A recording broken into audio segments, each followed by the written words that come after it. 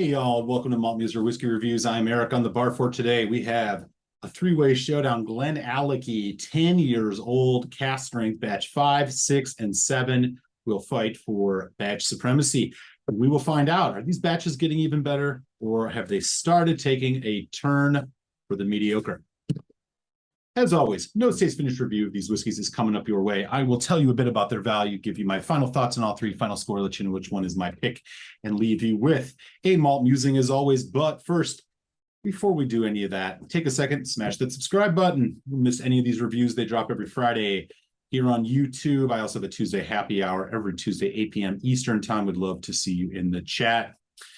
Okay, let's talk about the tail of the tape here on Glenallachie. First and foremost, this distillery, located in the Speyside region, has been gaining prominence and attention, really, from a lot of Scotch whiskey fans, primarily as the heir apparent to some of the other distilleries, like potentially like Glenallachie, that have started chill filtering their whiskey. This is a distillery that has been taken over by Billy Walker, who has been much respected for many years, formerly of Ben Riach. And if you knew anything about Ben Riach, you know Billy Walker seems to really enjoy multiple cask maturations and finishes on his single malts. So when we are talking about Glenallachie 10 years old cask strength, well, guess what? That is what you are getting here. First of all, let's get into the tail of the tape. So bottles look like this.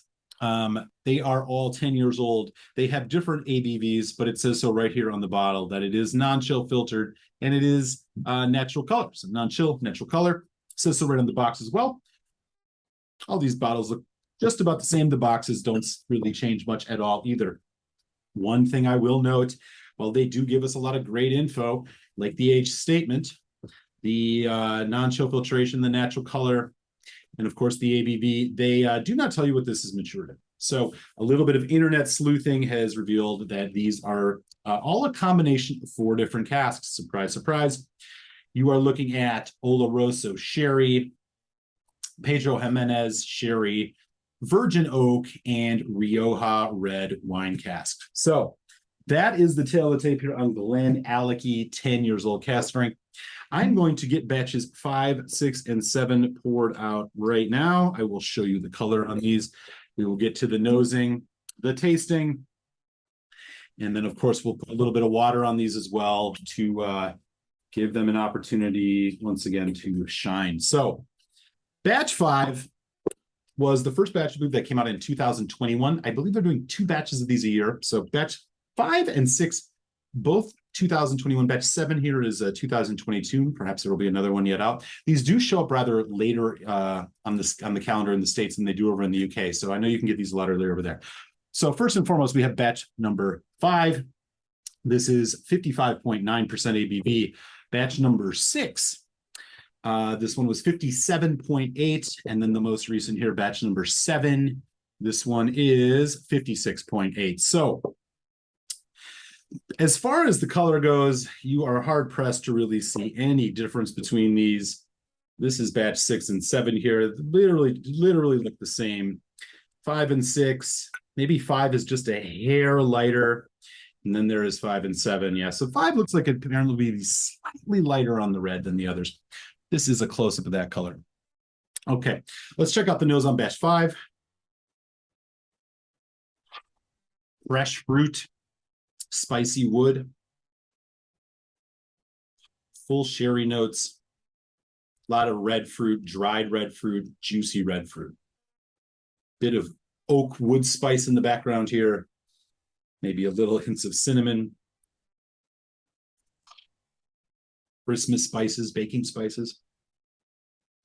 Quite nice nose on number 5. Moving on to number 6. Also quite nice. Noticeably darker fruits on this nose. Instead of more bright red fruits, it's more darker berries. Maybe a hint of like pomegranate. A bit more alcohol burn on the nose. Not a surprise. Just so you know, when you're nosing a whiskey, if you do get that, you can pull back a little bit. Make sure you don't burn out your nose and really ruin your nosing experience. So I'm doing that a bit here. Get little hints of vanilla, oak, Not the fresh cut kind of spicy wood that I got on 5. It's more of a charred oak. So noticeably darker notes here on 6. Okay, let's go over to 7.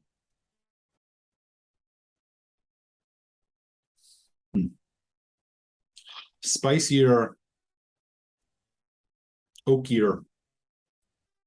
The fruits are a bit more in the background. That sweet fruit that you were picking up on or that I was getting on 5. The juicier berries on 6. Bit more in the background on this one. This is a more kind of wood cask driven. Vanilla, a little butterscotch maybe. And the berry notes, I mean, you're getting them again. It's blackberry. It's a bit in the background. Maybe even just a hint of cocoa on this one too. Okay. We're going to start taste on 5. So far, I think I'm enjoying the nose on 6 the most personally, but pick your poison. These are all a little bit different. Hello, Winston. The whiskey cat has arrived. Okay, here we go on 5. Excuse me.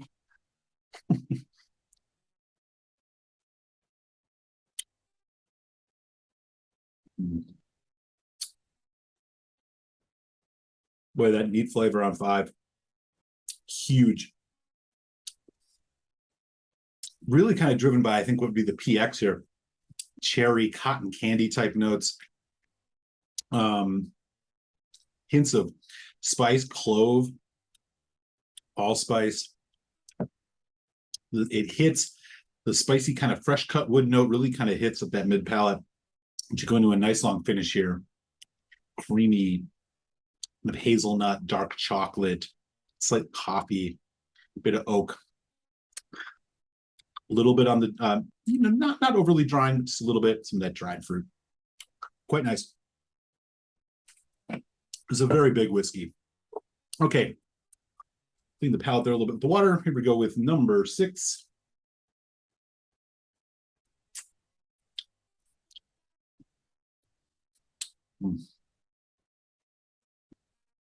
Rich.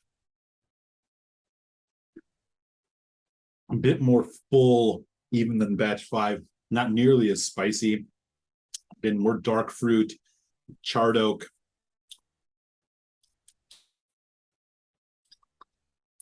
Slight vanilla note in there. Looks like cedar. Just like a spicy wood.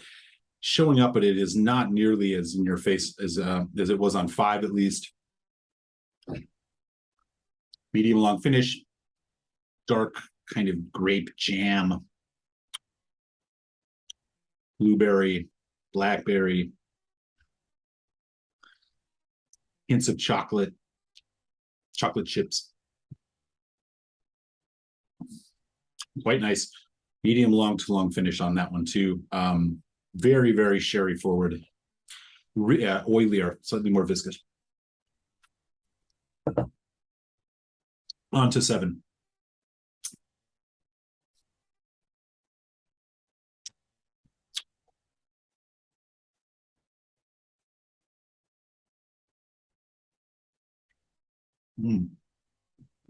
So it arrives pretty sweet, but boy, you get to the transition quite quickly on this one.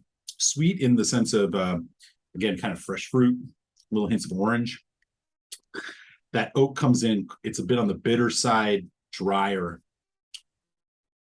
This is a much more oak-driven, very, very oaky. Medium finish, medium long, dry, tannic, kind of like a dry red wine. Hints of orange again, a little bit of chocolate, a little bit of vanilla, maybe even a slight hint of citrus. Okay. All right. So far here, I mean, I got to say 6 and 5 are really the ones that are kind of impressing me the most. I'm going to do 2, well, these are 10 castings. I'm going to do about 4 drops of water on each. We're going to start with number 7. We'll do a nose and then taste with water. I'll put water on these individually as we go. So here we are again with 7. there's that cherry note, but boy, there is a spicy, oaky note in the background of this that is much stronger than I noticed on the other two. Charred oak, hints of barbecue, fruit, cherry. Okay, here we go. Water. Oh, yeah. Nope.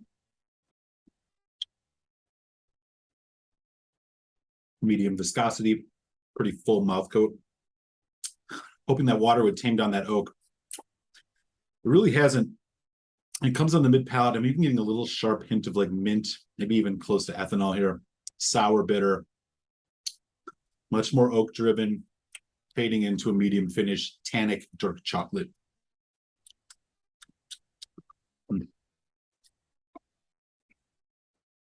The bitter note is not really working for me on this one. I mean, I like bitter on some, but some whiskeys, but for this, it is giving me hints of just over oaked whiskey. Let's go to number 6 now.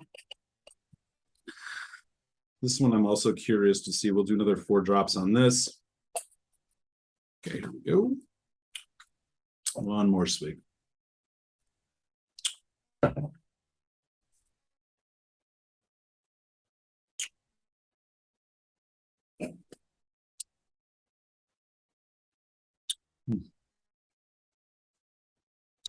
Say much more just full on viscous sherry whiskey here. A little bit oaky. There's some of that spice, dark chocolate, blackberry, blueberry, even just a little hint of maybe a dark brown sugar in this. Pretty nice development as we head into the finish here, medium long. Again, very chocolatey, earthy a little bit. Quite nice. Although I'm not quite sure about it does seem like the water has shortened up that presentation of the palate a little bit here. Okay, let's go to 5. Put 4 drops on 5. Keep it as uniform as possible here, y'all. And again, 5 is 55.9%. So this is the lowest ABV. 6 was 57.8, and 7 is 56.8. Here we go with 5. Wow. Creme brulee, buttery, almost like slightly buttered popcorn.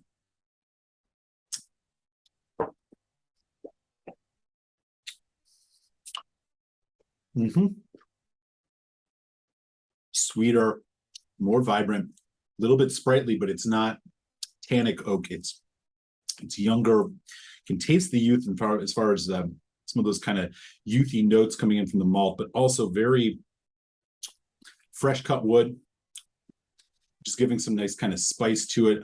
Medium long finish here. Really nice transition. That spice, oak spice carries through, but then you start getting this like burnt butter, caramel, chocolate, almost like s'mores going in through the finish here. Still those nice red fruits popping along. Long finish here. Impressive. Okay, y'all. So let's talk about the value of these. They are not exclusive whiskeys in the sense that they're very hard to get, but they are becoming increasingly scarce because they're getting a lot of hype from a lot of Scotch whiskey drinkers. So they get picked up quick. The price has been reflecting that. So they 2 years ago, maybe you're looking at these around $75 to $80, $75. Maybe now, maybe up in the high 80s, sometimes even closer to 100. So really on all of these, I think for the value, I mean, if we're going to go with an average US price, let's say $90 USD, I'm going to just give these a medium to maybe just slightly below. But it really depends by batch. We'll stick with just a medium value on these. So value is not going to affect the score too much on these. Okay, so let's talk about final thoughts here. First of all, it's fascinating when you have whiskeys that are aged in basically the same things. Slight ABV differences can give you such different experiences. I quite enjoy tasting all of these. as far as the batches go, many folks you will find in the review world really found batch 4 and 5, particularly 5, to be just the most phenomenal. 6 was right up there, but maybe not quite as good as 5. And the results of 7 are still kind of coming in. So here in August 2022, I'm largely finding myself in agreement with some of that consensus. I think I posed the question here in the beginning on the graphic. You know, is it getting even better? I do think that the answer is no on that, and this is why. While batch 5 and 6 are still young whiskeys at just 10 years old, they really take on a lot of the influence of the cask in a really harmonious way. The spice of the virgin oak, the dark fruit notes, the ripe fruit notes, the sweetness, to really just put together a really complex and interesting whiskey. Batch 7 seems to maybe be going a little bit off the rails in the sense that it is a much more oaked whiskey. This could be just because of the cask quality, very possible. You know, there's a lot of reasons. They've also increased their production. I know there's probably a lot more of batch 7 out than there was of 6, which there's more of 6 and 5. So that could be playing a role too, that they're sacrificing a little bit of quality. But the other factor, quite simply, is that they may be running lower on older stock. I know that they have been using some stuff that's been sitting around that's probably older than 10 years, maybe a lot in these earlier batches, and they might just be at the end of the line, and combining that with the increased production, it's just a much younger whiskey overall. Batch 7 just, in my opinion, does not live up to 6 or 5 here. As for the one that I think is probably the best, now these are all relatively still available. You can find them if you do a little hunting. It's really a take your pick here. Batch 5, a bit on the sweeter side. Batch 6, a bit darker fruit, but still really works. Personally, for me, I think I'm leaning slightly towards batch 6 as being my favorite. But as for scores, they're going to be really neck and neck. So final scores here, batch 6 is going to be my winner. That is going to have a final score of, I'm stuck between a 3.75 and a 4. I think I'm going to go with a 4 out of 5 on that one. Batch 5 is also a 4 out of 5, but if you had my pick, I would take 6. Batch 7 is a 2.75, slightly below average. I really do think batch 7 so far is not even in the same league as these other two. So batch 6 is the winner for me. I think it's probably the best batch that I've had. The only one I've not had is the first. So Glenallachie, 10 years old, batch 6, bottled at 57.8% is the winner. Just a slight hair behind it is batch 5, bottled at 55.9%. And way down, slightly below average, is the batch 7, 56.8. So 4 out of 5, again, for batches 6 and 5, a 2.75 out of 5 for batch 7. Hope you guys enjoyed this review. Do leave a comment. Let me know. Have you had any of these? Which one is your favorite? Do you agree, disagree with my assessment? Is this a whiskey that you're continuing to hunt and looking forward to the next batch? Love to hear about it. And with that, I'm going to kick you to your malt musing. Enjoy the rest of these drams, and I'll see you next time on Malt Muser Whiskey Reviews. So lunch.